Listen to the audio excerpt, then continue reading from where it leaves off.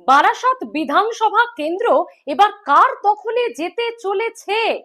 বারাসাত বিধানসভা এবার কি তৃণমূল তার পায়ের তলার মাটি আস্তে আস্তে হারাতে চলেছে? বারাসাতে কি এবার পাশা বদল হতে চলেছে? বারাসাত তো তৃণমূলের শক্ত ঘাঁটি। হ্যাঁ, বারাসাত লোকসভাও, বারাসাত বিধানসভাও। আমরা বলছি এই মুহূর্তে বারাসাত বিধানসভা কেন্দ্রের কথা, যে সেই বারাসাত বিধানসভা কেন্দ্র কি এবার তৃণমূলের হাতছাড়া হতে চলেছে? তৃণমূলের শক্ত ঘাঁটিতে ঘাড়ে নিঃশ্বাস ফেলছে বিজেপি। হ্যাঁ, সেই বারাসাতেরই কথা বলছি, যে বারাসাতে হ্যাট্রিক করেছে তৃণমূল। শুধুমাত্র 2021 নয়, 2016 নয়, একেবারে 2011 থেকে যখন সবুজ সুনামি দেখা দিয়েছে রাজ্যে, সেই তখন থেকেই বারাসাত বিধানসভা কেন্দ্র নিজেদের দখলে রেখেছে তৃণমূল। কিন্তু কি এমন হলো এবার সেই হ্যাট্রিক করা কেন্দ্রে পায়ের তলার মাটি নরম হচ্ছে বলে মনে করা হচ্ছে, বা বিজেপি ঘাড়ে নিঃশ্বাস ফেলার মতো পরিস্থিতি তৈরি হলো, বা 2026 নির্বাচনে বারাসাতে পালা বদল হয়ে যেতে পারে বলে মনে করা হচ্ছে? সব প্রশ্নের উত্তর রয়েছে আজকের এই ভিডিওতে। পুরো ভিডিওটি শেষ পর্যন্ত সঙ্গে থাকবেন এবং দেখবেন বন্ধুরা। তারপর আপনাদের সুচিন্তিত মতামত অন্যান্য ভিডিওর মতো এই টপিকে, এই ইস্যুতেও কিন্তু জানিয়ে যেতে ভুলবেন না। তো ছিলাম আমরা বারাসাত প্রসঙ্গে। বারাসাত বিধানসভা কেন্দ্র তিনবার মানে হ্যাট্রিক করেছেন এখানে তৃণমূল কংগ্রেসের জয়ী প্রার্থী। সেই জয়ী বিধায়কই মনে করছেন জনপ্রিয়তা কমছে, বারাসাতে আমার সভায় আর ভিড় হয় না। রাজনীতি করে তেমন মানে মাটি কামড়ে থেকে যারা পড়ে থাকে তাদেরই কাউকে প্রার্থী করা উচিত। আমি প্রার্থী হতে চাইছি না, আর আগেও হতে চাইনি, আর সেই অবস্থাতে দাঁড়িয়েও আমি আমার মতামত জানিয়েছি। কিন্তু তৃণমূল সুপ্রিমো মানে আমাদের প্রিয় দিদি, তার কথা আমি ফেলতে পারি না, আর সে কারণেই আমাকে প্রার্থী হতে হয়। কিন্তু এবার আর চাইছি না, এবার চাইছি, আমি মনে করি রাজনীতি করে এমন পোড় খাওয়ার রাজনীতিকদেরই যে কোনো ভোটে প্রার্থী করা উচিত, তাদেরই টিকিট দেওয়া উচিত। মোটামুটি এটা হচ্ছে বোঝানোর চেষ্টা করলেন বারাসাত বিধানসভা কেন্দ্রের বিধায়ক কে? চিরঞ্জিত, অভিনেতা বিধায়ক চিরঞ্জিত। তিনি মনে করেন না, অন্য কোনো জগৎ থেকে নয়, রাজনীতি করার লোককেই প্রার্থী করা উচিত। শুধু কি এই বক্তব্য? তিনি যে কথাগুলো বললেন সেই বক্তব্যটা কিন্তু যথেষ্ট ভাববার বিষয়। তিনবারের বিধায়ক তিনি কিনা বলছেন, তিনি মানে একদম বলছেন যে তিনি আর প্রার্থী হতে চান না, সভাতে আর ভিড় হয় না। তাহলে কি বারাসাত এবার অন্যদিকে যেতে চলেছে? বারাসাতবাসী কি এবার অন্য কোনো দলের ওপর, অন্য প্রার্থীর উপর ভরসা করছে, নাকি তাকে চাইছে না? মানে তিনি বিধায়ক হন সেটা চাইছেন না, তিনি প্রার্থী হন সেটা চাইছেন না, তৃণমূলেরই অন্য কেউ হোক সেটা চাইছেন, বা সেখানকার সংগঠক চাইছে, বা বারাসাতের রাজনীতির গোষ্ঠীটা চাইছে।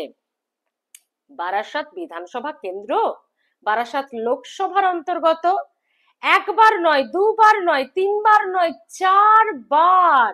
2009 যখন রাজ্যে বাম পতাকা উড়ছে পথ করে, বামেদের শাসন চলছে রমরমিয়ে, 2009-এও কিন্তু কাকলি ঘোষ দস্তিদার এখানে সাংসদ হয়েছেন।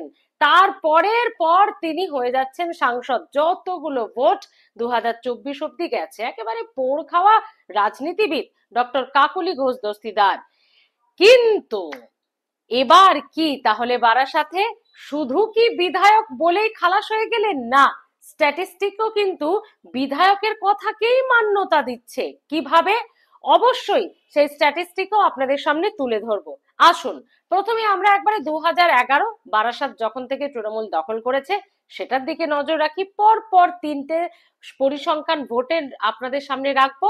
আপনাদের কাছে বারাসাতের বিধানসভার জয়ী বিধায়ক, তিনবারের বিধায়ক চিরঞ্জিতের সঙ্গে স্ট্যাটিস্টিক্সের মিল পাবেন। তারপর আপনারা বলবেন তাহলে কি বারাসাত এবার হাতছাড়া হতে চলেছে, নাকি শুধু প্রার্থী বদল চাইছে বারাসাত? কিরকম তৃণমূল ক্ষমতায় এলো, 58%-এরও বেশি ভোট পেয়েছিলেন এই অভিনেতা বিধায়ক চিরঞ্জিত। ফরওয়ার্ড ব্লকের কাছ থেকে ছিনিয়ে নিয়েছিল এই আসন।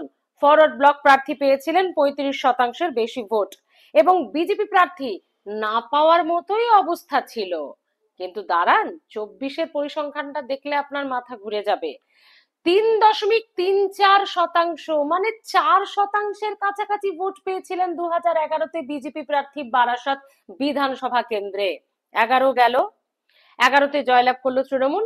2016 পরের নির্বাচন, 5 বছর পরে তৃণমূলের ভোট 48%-এর কিছু বেশি। হ্যাঁ, পয়েন্ট টু বি নোটেড। 2011তে টিএমসি প্রথম ক্ষমতা দখল করলো বামেদের কাছ থেকে, 58% ভোট পেল। তার ঠিক 5 বছর পরে 2016তে নেমে গেল 48-এ।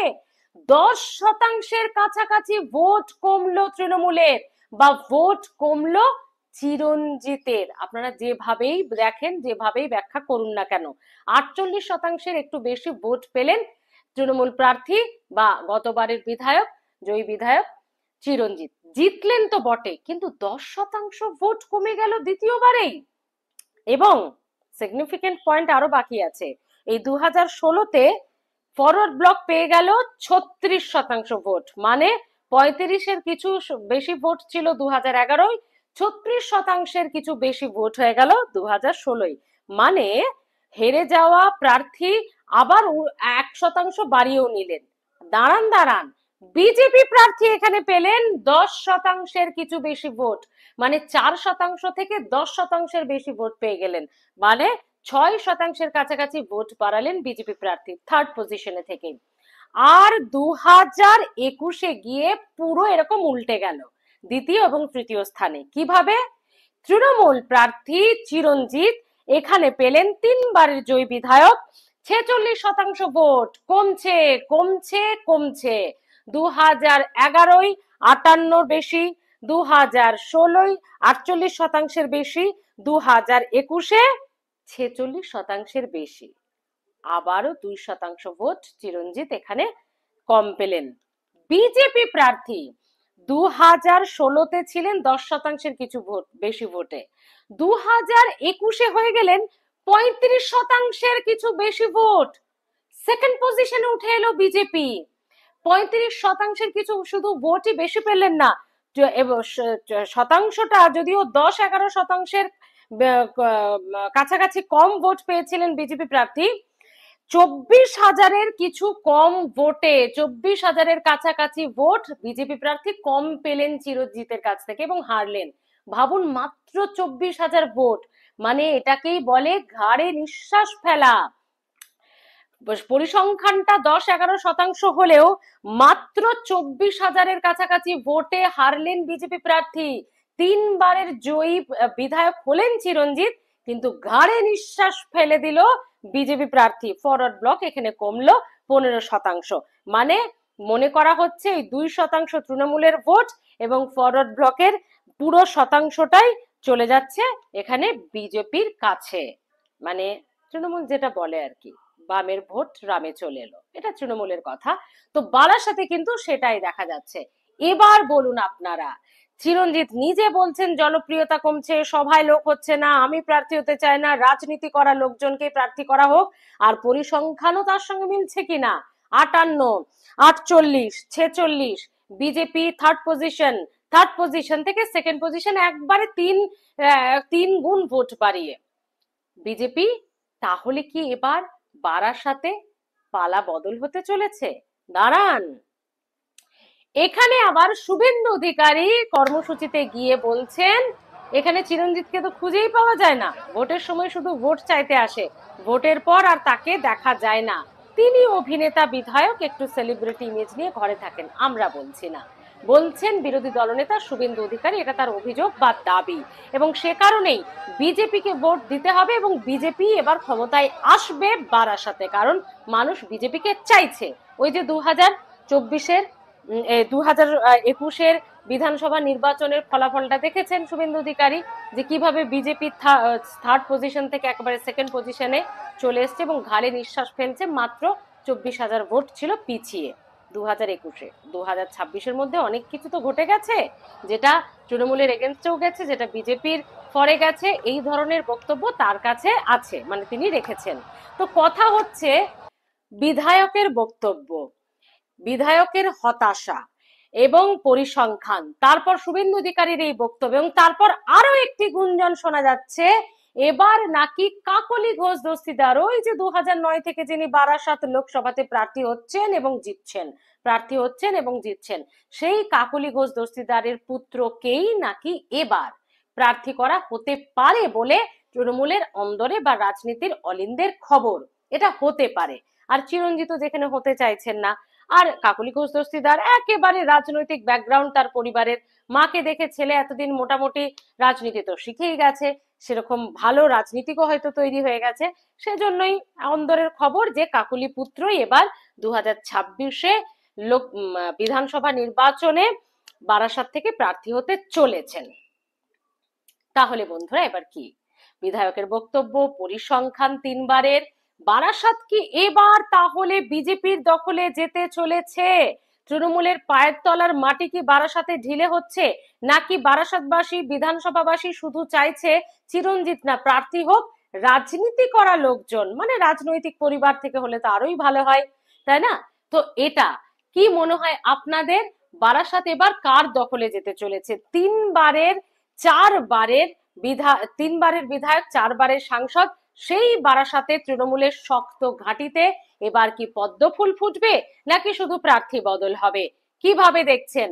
আর অবশ্যই চিরঞ্জিতের এই কথাটা কিন্তু আমরাও সত্যি মনে করি, রাজনীতি করা লোকজন যারা সংগঠনটা থেকে করছেন, মাটি কামড়ে পড়ে থাকছেন, তাদেরকেই প্রার্থী করা উচিত, কারণ তারা রাজনীতিটাই নেশা পেশা সমস্ত কিছু মন প্রাণ ঢেলে সেটাই করেন। এটা কিন্তু অনেকেই বলে থাকেন। আপনারা কিভাবে দেখছেন? এই দুটো পয়েন্ট রাখলাম আপনাদের সামনে। এক, বারাসাত কার দখলে যেতে চলেছে, চিরঞ্জিতের কি সরে গিয়ে? আর যারা তৃণমূল কংগ্রেসের কর্মীরা দেখছেন, তারাও বলতে পারেন যে আপনারা কি সত্যি আর চিরঞ্জিতকে চাইছেন না? সত্যি কি তাকে ভোটের পর দেখা যায় না? এবার কি কাকলি পুত্রকেই বারাসাতবাসী চাইছেন? সেটাও কিন্তু জানাতে পারেন কমেন্ট করে। আপনাদের কমেন্টের আশায় থাকলাম। ভালো থাকবেন।